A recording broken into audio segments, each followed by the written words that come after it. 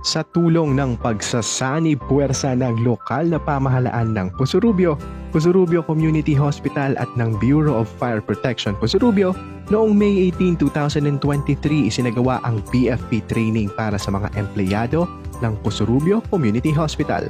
Ito ay pinangunahan ni Senior Fire Officer 2, Oliver D. Capistrano ng Season Pangasinan Fire Station. Dito itinuro nila ang fire prevention tips at ang pagkontrol sa sunog.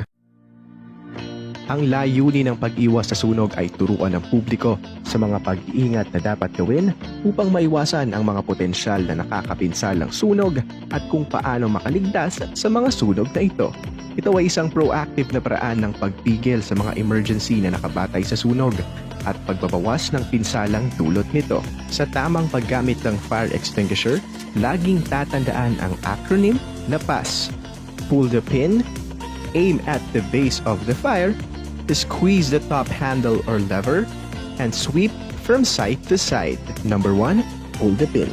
Hilahin ang pin sa tuktok ng extinguisher dahil pinipigilan ng pin ang hawakan mula sa pagpindot at hindi sinasadyang paggamit.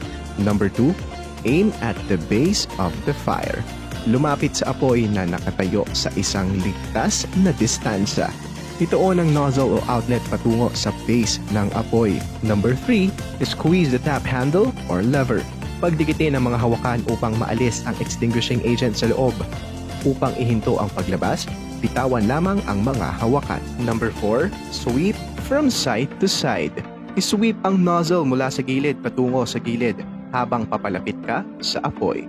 Ididirekta ang fire extinguishing agent sa base ng apoy. Pagkatapos mapatay ang apoy, suriin ang mga nagbabagang mainit na lugar na maaaring muling mag-apoy.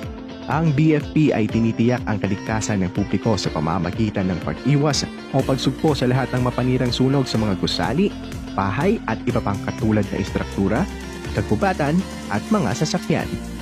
Responsable din ito sa pagpapatupad ng Fire Code of the Philippines o PD 1185 at iba pang kaugnay na batas.